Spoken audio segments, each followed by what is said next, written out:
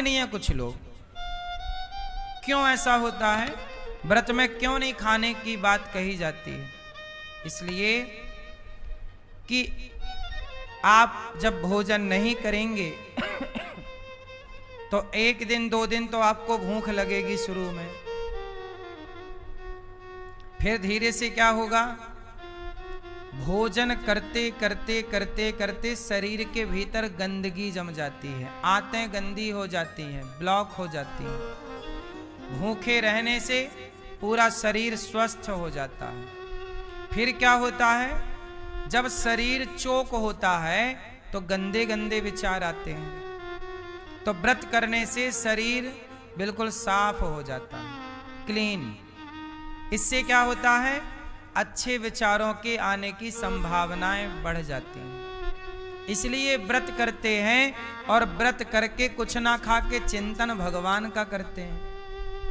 भगवान का चिंतन, भगवान का चिंतन, तो भगवान के चिंतन में समय जाता है तो चित्त शांत होता है।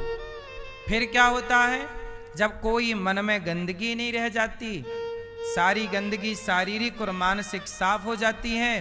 तो जैसे पवित्र जल हो, साफ जल हो, तो साफ जल में आपका चित्र प्रकट हो जाता है कि नहीं? दर्पण की तरह दिखता है कि नहीं जल?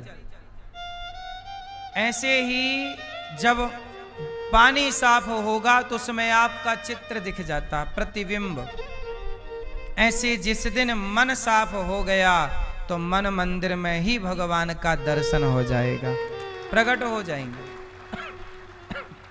इसलिए ध्रुव जी ने भोजन पर कंट्रोल किया। इसलिए समझदार लोग भोजन पर कंट्रोल करते हैं। ध्रुव जी ने भगवान को पाया, भगवान आकर खड़े हो गए, पुत्र कुछ मांग लो। ध्रुव जी ने कहा, क्या मांगूं? आपका दर्शन हो गया, और क्या चाहिए? कुछ बोल नहीं पाए, तब भगवान ने शंख का स्पर्श करा दिया गालों में। तो क्या हुआ, मूकं करोति वाचालम पंगुम लंघयते गिरिम यत्कृपातमहं वन्दे परमानंदम माधवम।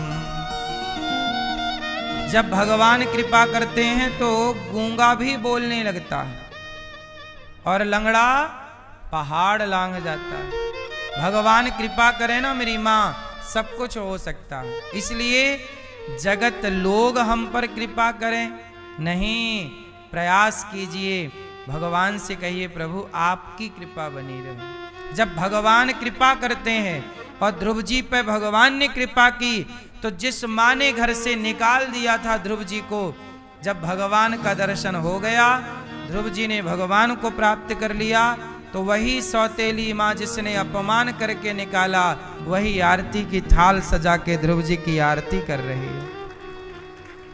जब भगवान कृपा करते हैं तो सब कृपा करते हैं, और जब भगवान कृपा नहीं करते तो कोई कृपा, जा पर कृपा राम की होई, ता पर कृपा करें सब कोई। इसलिए भगवान की कृपा पाओगे तो सबकी कृपा मिल जाएगी, और सबके पीछे भागोगे भगवान को छोड़कर तो ना घर के रहोगे ना। इसलिए मेरी माँ, भगवान में चित्त लगाओ। ध्रुव जी ने भगवान में मन लगाया, उनका परम कल्याण हुआ, परम गति हुई। ध्रुव जी महाराज राजा बने, विवाह हुआ, उनकी पत्नी आई, प्रेम से वो अपना जीवन जीने लगे। यज्ञ करते, जप करते, तप करते, अच्छे कार्य। उनके भाई को यक्षों ने मार दिया। ध्रुव जी के भाई थे सौतेले भाई उत्तम। एक दिन वो जंगल गए तो उन्हें यक्षों ने मार दिया। तो भाई के मृत्यु का बदला लेने ध्रुव जी भी तलवार उठाए लड़ने चले। तब उन्हें मनु जी ने समझाया, इनके दादाजी ने कहा, बेटा तुम भगवान को पा चुके हो, और तुम्हें अब ये तलवार चलाना, मार काट करना शोभा नहीं देता। ध्रुव जी ने तलवार रखी और भगवान की शरण में चले गए। सोचिए, भगवान को पा चुके हैं ध्रुव जी, फिर भी प्रतिशोध की भावना आ गई। भगवान को प्राप्त कर लेने के बाद भी यदि सत्संग नहीं मिले, आपको आज भगवान मिल जाएं और आप सत्संग छोड़ दो, तो भगवान को पा लेने के बाद भी आप लोगों के बिगड़ने की संभावनाएं हैं। क्या दुर्योधन ने कृष्ण को नहीं पा लिया? बोलो। दुर्योधन के सामने भगवान खड़े हैं, कृष्ण बार बार दर्शन करता है, पर कहां बुद्धि सुधरी? भगवान के दर्शन से बुद्धि नहीं सुधरती। इसलिए भगवान का दर्शन बहुत बड़ा नहीं है। इसलिए संत जन, भक्त जन भगवान के दर्शन की कामना नहीं करते। हमें भगवान का दर्शन हो ना हो तो क्या चाहिए? दुर्योधन को कृष्ण का दर्शन तो मिल गया, पर दुर्योधन को क्या नहीं मिला? सत्संग। सत्संग नहीं मिला तो दुर्योधन सारी जिंदगी कई बार दर्शन किया कृष्ण का, फिर भी दुष्ट का दुष्ट ही था। रावण ने कई बार राम का दर्शन कर लिया, पर रावण जस का तस, क्योंकि रावण को सत्संग नहीं मिला। हाँ या ना? कैकेयी माता को सत्संग मिलना तो दूर रहा, घर बैठे कुसंग मिल गया मंथरा का, तो राम की दुश्मन बन गई, कट्टी कर ली राम से, जाओ वनवास। कैकेयी मां ने राम को कहां भेज दिया? वनवास। क्यों? क्योंकि कैकेयी मां को कुसंग मिल गया। इसलिए दर्शन तो कैकेयी मां ने राम के किए, पर फिर भी बुद्धि बिगड़ी कि नहीं? कैकेयी मां ने केवल दर्शन ही नहीं किए, अपना दूध पिलाया है राम को, लाड़ लड़ाया है, प्यार किया है। राम को अपने साथ में सुलाती थी कैकेयी मां, दूध पिलाती थी, नहलाती थी, मालिश करती थी, श्रृंगार करती थी, लाखों बार दर्शन किया। हाँ या ना?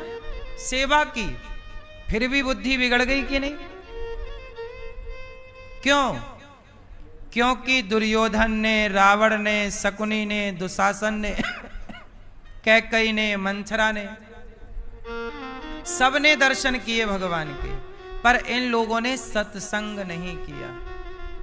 ऐसे आप लोग भी, आपके सामने भगवान आ जाएंगे तो आपके पास क्या गारंटी है कि आप पहचान लोगे? दुर्योधन के सामने थे, कहां पहचान पाया?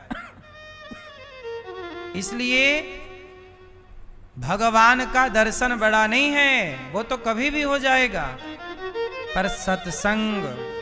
इसलिए ध्रुव जी के पितामह दादाजी सत्संग करते हैं।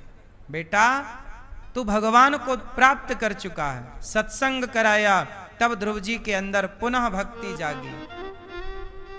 इसलिए कहता हूं, जैसे पानी पीना जरूरी है स्वास्थ्य के लिए, भोजन करना जरूरी है शरीर की पुष्टि के लिए, ऐसे सत्संग करना जरूरी है आत्म बल के लिए, भक्ति के बल के लिए, ज्ञान के बल के लिए, प्रेम को पुष्ट करने के लिए सत्संग करिए। कथाएं सुनेंगे तो प्रेम होगा भगवान से, और जब प्रेम होगा, प्रभु की याद आएगी, तो दर्शन हो जाना बड़ी बात थोड़ी है। आप लोगों को क्या लगता है दर्शन होना बड़ी बात? दर्शन तो बहुत आसान है, पर ये बताओ, क्या दर्शन करने की योग्यता आ गई आपके अंदर?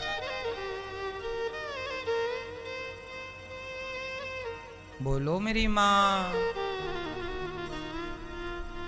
क्या दर्शन करने की योग्यता है? ध्रुव जी ने भगवान से कहा, योऽन्तः प्रविश्य मम वाचमिमां प्रसुप्तां संजीवयत्यखिल शक्तिधरः स्वधाम्ना। मेरे अंतःकरण में बस जाइए। भगवान के दर्शन की काबिलियत क्या है, योग्यता? यदि आपके हृदय में छल कपट बसा है, निंदा चुगली बसी है, ईर्ष्या द्वेष बसा है हृदय में, तो भगवान को कैसे बसाओगे? आप नदी जाते हो, कुआं जाओगे पानी भरने, तो बाल्टी खाली लेकर जाओगे कि भरी? बोलो। खाली बाल्टी जाएगी, खाली बर्तन जाएगा गंगा जी, तब ना भर के आएगा। इसलिए भगवान को हृदय में भरना है तो पहले हृदय में जितना कचरा भरा है उसे खाली करना पड़ेगा। छल का, कपट का, ईर्ष्या का, द्वेष का, वो कचरा खाली कर दीजिए, भगवान अपने आप भरने लग जाएंगे। अब आप लोग खाली नहीं करते। आप कहते हैं हमारी सास ने 10 साल पहले हमें ऐसा कह दिया। 10 साल से आप भरे बैठे हैं सास की बातों से। क्या कह दिया किसने, आप भर लिए अपने भीतर। आपका हृदय मंदिर है कि डस्टबिन है? अपने हृदय को डस्टबिन, कचरा घर ना बनाओ, अपने हृदय को मंदिर बनाओ। मन मेरा मंदिर। मन क्या बने? जोर से। और अभी आपका मन क्या है? डस्टबिन है, कचरा घर। सारा कचरा यहां। इसने ऐसा कहा, इसने ऐसा किया, इसके साथ छल करो, कपट करो, निंदा करो, चुगली करो, झूठ बोलो, यही चलता रहता। ये सब खाली कब करोगे? ये खाली नहीं होता। भगवान कैसे भरेंगे? ध्रुव जी ने खाली कर लिया तो प्रभु आकर बैठ गए। ध्रुव जी का विवाह हुआ, सत्संग मिला, सत्संग मिला, पुनः बुद्धि निर्मल हुई, सब त्याग कर मन भगवान में लगाया। यमदूत पार्षद गण आए, भगवान ने कहा जाओ मेरे ध्रुव को लेकर आओ। मृत्यु आई, बोले हमें तो स्वीकार करो। कहा झुक जाओ। मृत्यु के सिर को सीढ़ी बना लिया और मृत्यु के सिर पर पांव रख के शरीर के सहित ध्रुव जी भजन के प्रभाव से भगवान के धाम चले गए। और भगवान ने अपना वैकुंठ ध्रुव जी को दे दिया। आज जो ध्रुव लोक है, पहले ये ध्रुव लोक भगवान का लोक था। तो अपना घर भगवान ने ध्रुव जी को दे दिया और अपने लिए वैकुंठ भगवान ने अलग बनाया। अपना ये ध्रुव लोक वैकुंठ ही था पहले। पहले भगवान इसी लोक में रहा करते थे। 5 साल का बालक थे ध्रुव जी। बहुत भगवान प्रसन्न हुए, कितना छोटा बालक मेरे लिए इतना त्याग तपस्या कर रहा। तो उस बच्चे के लिए भगवान अपना लोक तक दे देते हैं, भगवान अपना घर दे देते हैं। इतने दयालु। 36,000 वर्षों का राज्य दे दिया ध्रुव जी को। आज भी जब आपका विवाह होता है तो विवाह में साक्षी कौन होता है? ध्रुव तारा। आज भी ध्रुव तारा का दर्शन विवाह के टाइम पे पंडित जी कराते हैं। ये विवाह की एक रस्म होती है जहां ध्रुव जी का पावन दर्शन कराया जाता है। बोलिए सद्गुरुदेव भगवान की जय। हमारे पूज्य गुरुदेव भगवान पधारे हैं, आपके चरणों में दास अनिरुद्ध का कोटि कोटि दंडवत प्रणाम। ध्रुव जी जरा सी उम्र में भगवान को पा गए। आपको भी बुढ़ापे का इंतजार नहीं करना चाहिए। ध्रुव जी के पत्नी है भ्रमी, कल्प और वत्सर्ण के पुत्र हैं। इला से इनके पुत्र उत्कल हुए, फिर अंग हुए, इन्हीं के वंश में प्रछु भगवान हुए। 10,000 कान मांगे। प्राचीन बरही को पुरंजन उपाख्यान की चर्चा देवर्षि नारद जी ने सुनाई। अच्छा एक बात बताओ,